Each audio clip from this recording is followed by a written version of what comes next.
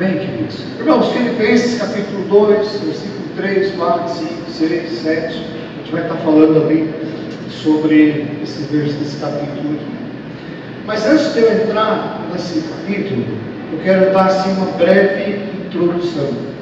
Nós temos aprendido aqui na quarta-feira, no culto de ensino, que o Evangelho, ele não é apenas para a salvação.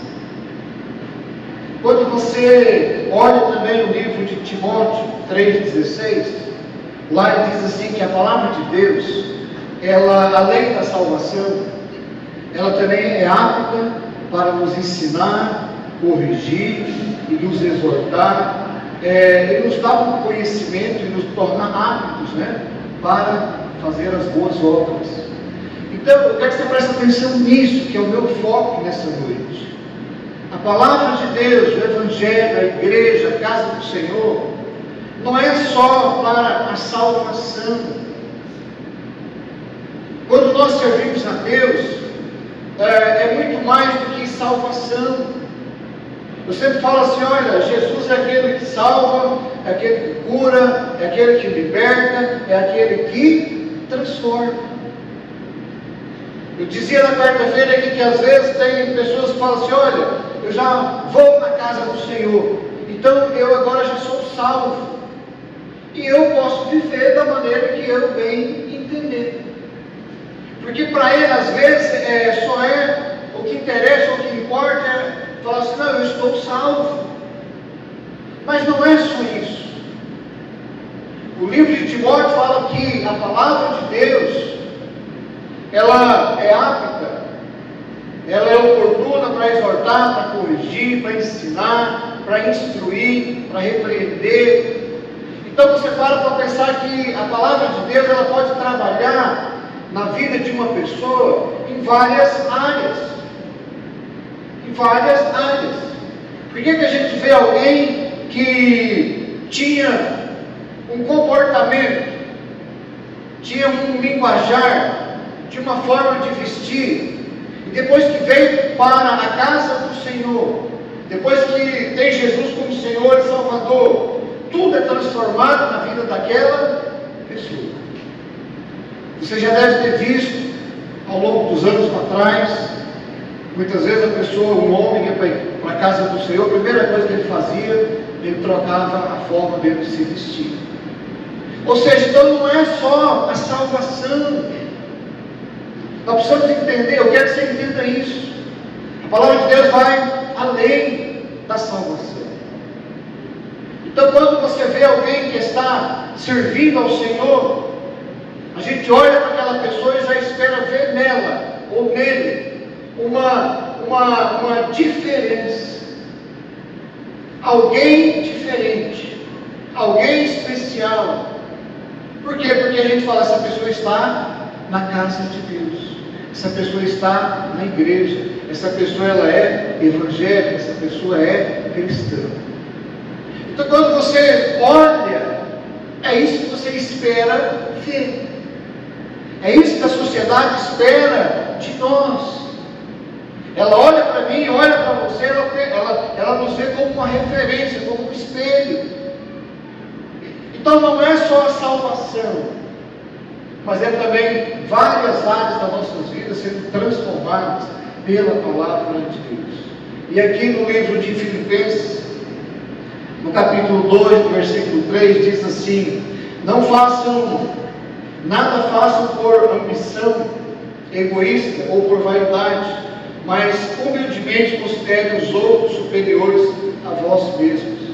Esse texto aqui, Paulo está falando assim, vamos dividir em duas partes. A primeira parte, Paulo está falando, nada façam por ambição egoísta ou por vaidade.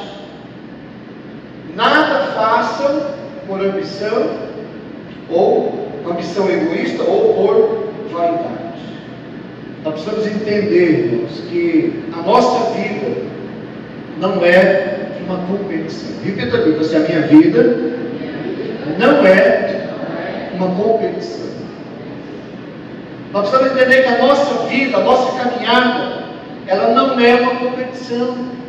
Nós não estamos aqui nessa vida, nós não estamos aqui nessa jornada, nessa passagem, competir, para provar, para querer mostrar, e assim por diante, que somos o que mais fortes, que somos os melhores, que somos bem sucedidos, que somos isso, que somos aquilo outro.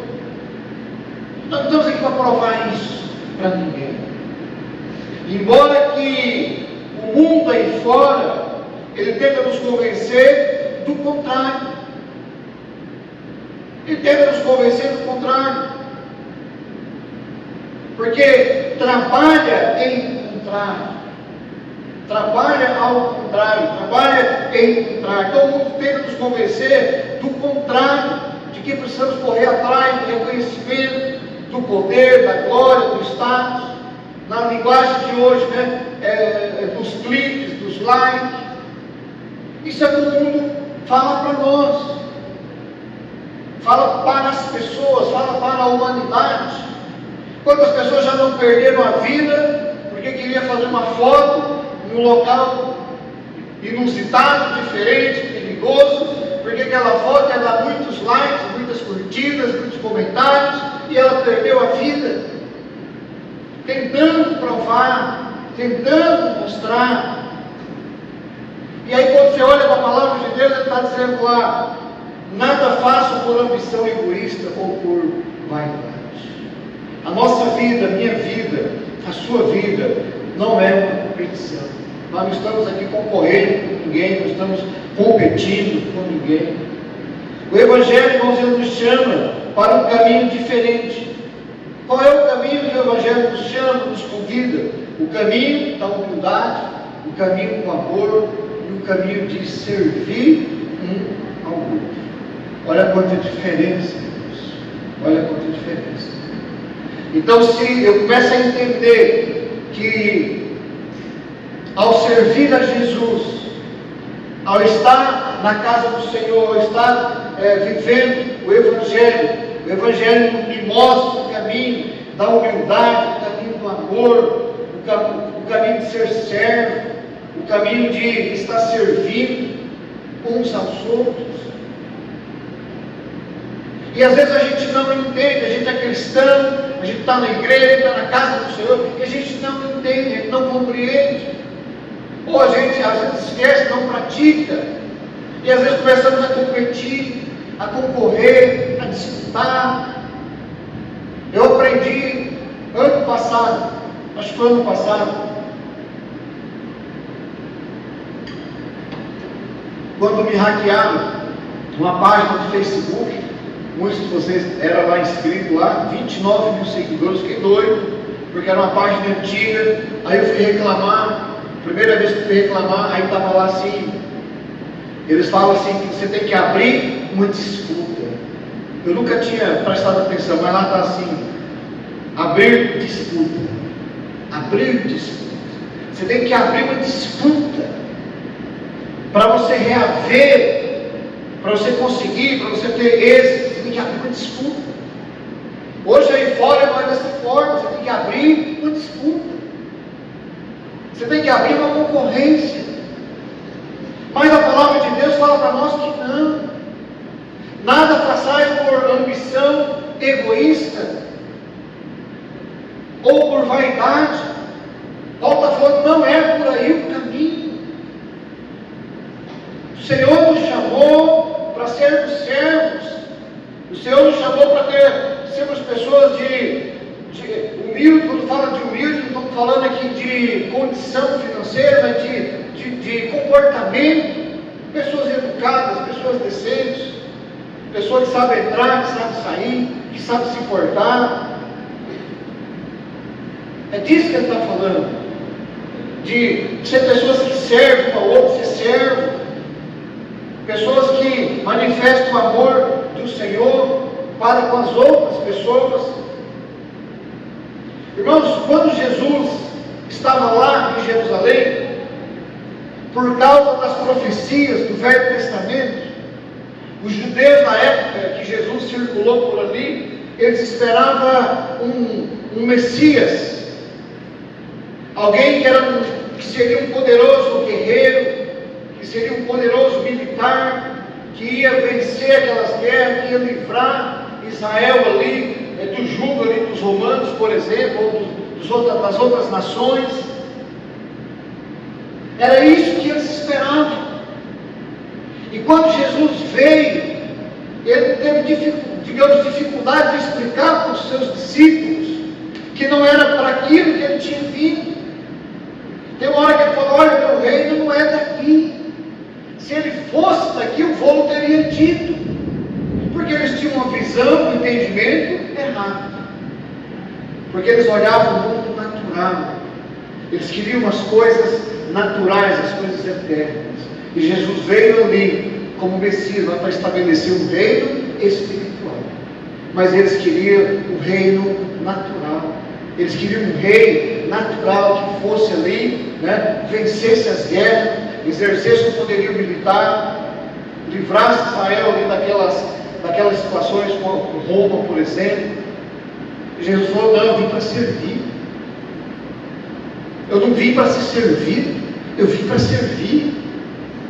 Há uma passagem que vocês conhecem, que Jesus, ele lava os pés dos seus discípulos. Por que ele lavou os pés dos seus discípulos? Para nos dar o exemplo de sermos servos, de manifestarmos amor, de sermos pessoas que têm humildade para com as demais pessoas ao nosso redor. O mundo, irmãos, ele quer nos levar para essa competição. O mundo, ele quer nos levar para essa disputa. O mundo quer te forçar, a estar concorrendo com os demais. O mundo quer te levar a você falar: não, você tem que ser o melhor, você tem que ser o maior, lá você tem que ser o cara e tal. Isso é o mundo. Mas não é o que Deus tem para nós. Não é o que Deus tem para mim, não é o que Deus tem para você, não é o que Deus tem para a igreja dele. E ele, irmãos, ele tem um exemplo. Tem um texto aqui de Filipenses, capítulo 2, versículos 5 a 7, diz assim: tendo em vós o mesmo sentimento que houve também em Cristo Jesus, pois ele, subsistindo em forma de Deus, não julgou como usurpação ser igual a Deus, antes a si mesmo se esvaziou, assumindo a forma de servo, tornando-se semelhante de homens e reconhecido em figura humana. Você vê, irmãos, que Jesus está dizendo que ele fala assim, Paulo escreveu, tende em vós. Ele está falando assim: olha, tenho em vós o mesmo sentimento que também houve ou teve em Cristo Jesus. Paulo já entra aqui dando um conselho para aquela igreja. Paulo falou assim: olha, tende em vós o mesmo sentimento que Jesus teve. Aí ele explica, Jesus, chuva, chovendo, segura a luz, Jesus. Chover Paranatinga, a luz, desaparece. Então Paulo está explicando: olha, tem o mesmo sentimento. Eu estou dizendo para vocês: olha, tem o mesmo sentimento. Sejamos pessoas que tenham humildade, que venhamos manifestar amor, que venhamos ser servos, servir uns aos outros. O mundo quer te levar a outra coisa, mas o Senhor não. O Senhor tem um objetivo, Ele tem um foco, e o que Ele quer de nós é que a gente seja e tenha esse coração. Aqui no primeiro desse versículo ainda, ele diz assim: que não faça nada por ambição ou egoísta ou por vaidade, mas humildemente considere os outros superiores a vós mesmos. Irmãos, isso aqui é algo assim que a gente tem que considerar. Ele fala: considere os outros superior a vós mesmos e de forma humilde. Então Jesus, ele deixou exemplo, ele lava os pés, ele mostra, ele demonstra. E nós, quando tentamos competir, a gente acaba se afastando da essência do Evangelho. Esse é o perigo. Quando a gente começa a competir, quando a gente começa a concorrer, a gente acaba perdendo a essência do Evangelho. Porque você começa a se afastar de Deus. Você comece a afastar da palavra de Deus, da verdade de Deus, da comunhão com o Espírito Santo, da comunhão com Deus Pai. E às vezes a gente se deixa levar pela competição. Então, irmãos, não façam isso. A inveja, o orgulho, a comparação, isso nos rouba a paz. Isso nos tira a paz. Irmãos, quando a gente fica nessas coisas, a gente fica atormentado, a gente fica agoniado, a gente fica triste, isso vai te tirando a paz, vai te roubando a paz. E às vezes a esposa e ela dentro de casa a gente fala assim: olha, não vamos conversar sobre tal assunto, porque a gente percebe que às vezes tem coisa que tira a paz. Então, às vezes a gente fala assim: olha, tal assunto nós não vamos conversar. Olha, tal situação nós não vamos conversar, porque isso está nos desestabilizando. Então tem coisa que desestabiliza, se você permitir.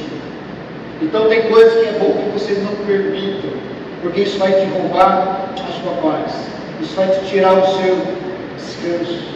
E nós precisamos, como homens e mulheres, aprender a celebrar as vitórias de uns dos outros, reconhecer o valor de cada pessoa, seguir o exemplo de Cristo, seguir o exemplo de Jesus.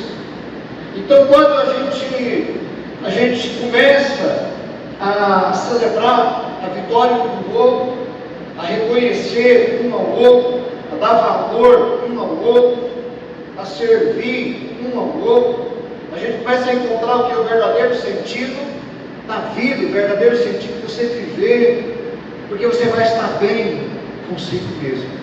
Você vai estar com paz, você vai estar com alegria, você vai estar com bom ânimo, porque você está aprendendo essas coisas que são tão simples, irmãos, tão simples de praticar, mas que às vezes o nosso adversário, né, o nosso inimigo, ele tenta de todas as formas, muitas vezes, roubar, tirar isso de nós. A nossa vida, a vida da pessoa, das pessoas, não é uma disputa por atenção. Eu aprendi ouvindo alguém esses dias, ele falando assim, que o que a gente mais tem de precioso nos dias de hoje é o tempo. Se você parar para observar, a sua segunda-feira vai ser corrida, a terça-feira corrida, a quarta, a quinta, sexta, né? Às vezes o sábado, o domingo, todos os dias são corridos. E uma das coisas que a gente mais tem de precioso é o tempo. Então eu falo assim que para alguém te tirar o tempo seu, para você ouvir, para você focar, é difícil. Essa semana um amigo me mandou um negócio, aí eu olhei assim o tempo, era 1h40. Eu comecei a pensar, como que eu vou ficar parado 1h40 para ouvir essa situação? Porque ele mandou pelo celular. Aí eu comecei a pensar, se fosse outra coisa, às vezes você desliga o seu celular, você coloca no mudo, você deixa lá longe, aí você consegue pegar o seu tempo e colocar ali.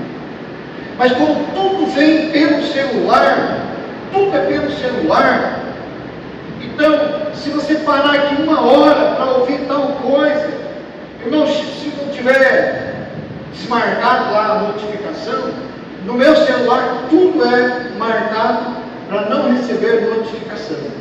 Porque se você não fizer isso, eu não sei como é que você faz com o seu aparelho, você não tem descanso, você não tem sossego. Você começa a ler uma coisa, chega a notificação. Você começa a ler outra coisa, chega outra notificação. Eu deixo tudo desmarcado, as notificações, e faz uns 4, 5 meses que eu deixo o meu telefone só no modo avião, porque daí você só comunica pelo WhatsApp, não chega mensagem, não chega ligação, porque senão você não tem descanso. Eles ligam para mim e falam: você é o Damião? Eu falo: não. Você é a Shirley? Não. Você é o KWN? Não. Você é o Cauã? Não. Você é a Cleide? Não. Então, de tanta pressão, eu coloquei no modo avião, porque aí meu celular fica sossegado, porque o que você tem mais de precioso é o seu tempo. e para alguém te tomar o seu tempo, para atrair a sua atenção, para poder despertar você, parar para ouvir, para você concentrar, para você focar. As pessoas, há muita disputa, né, pela sua atenção, há muita disputa pelo seu tempo, há muita disputa pelo seu olhar, para que você pare tudo e você fica ligado ali, focado ali. Então, irmão, a nossa vida, ela não é uma disputa por esse tipo de atenção. Nós devemos pegar a nossa vida e colocar ela como uma oportunidade de amar e servir as pessoas, como Jesus fez. Então nós não temos que estar nessa disputa por esse tempo, mas pegue a sua vida, pegue o seu tempo, separa parte dele para você buscar a Deus, servir a Deus, atender as pessoas ao seu redor, servir essas pessoas, amar essas pessoas, ter uma simplicidade, uma humildade no trato com essas pessoas. Para mim encerrar, tem que ficar com essa chuva, né? Relampeando bastante. Eu vou ler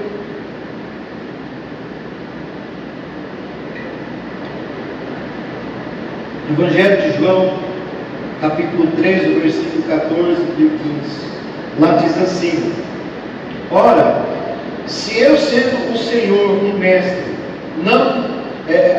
vos lavei os pés, também vós deveis lavar os pés uns dos outros, porque eu vos dei o exemplo, para que como eu vos fiz, façais vós também. Jesus, ele falou para os seus discípulos: olha, João 13, 14, 15, eu sou o Senhor e Mestre, eu vos lavei com os vossos pés, também deveis lavar os pés uns dos outros, porque eu vos dei o exemplo, para que, como eu vos fiz, façais vós também. Jesus, ele deu o exemplo, e ele chama a atenção dos seus discípulos assim: olha, eu sou o Senhor, eu sou o Mestre, e eu sendo o Senhor, sendo o nosso Mestre, eu lavei os vossos pés, eu vos dei o exemplo, para que vós façais também, né? Como eu vos fiz. Ele deu o exemplo. Então, irmão, é esse exemplo que nós devemos seguir. Porque quando eu dei a introdução, o evangelho que nós servimos não é só um evangelho para salvação, é um evangelho que produz transformação. Então, se você é alguém que já esse alguém que serve, esse alguém que ama, esse alguém que tem a humildade dentro de você, significa que você é alguém que foi transformado pela palavra de Deus. Amém? Você foi transformado. Eu tenho um tio, ele já partiu, Deus já recolheu ele se tornou evangélico.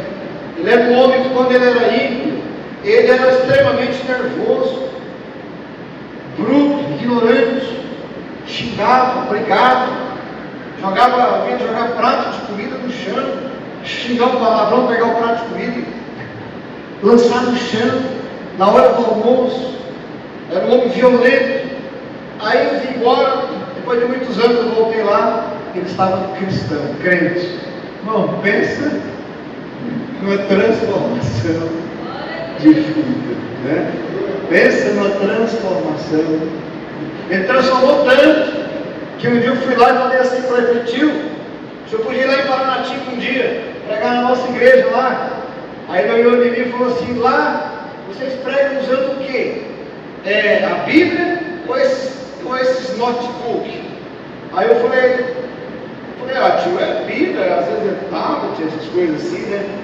Aí ele olhou de mim e falou: não, porque esse negócio de tablet, notebook, esses trem, não sei o que tem lá dentro disso. Ele falou: agora a Bíblia não, a Bíblia é a Bíblia.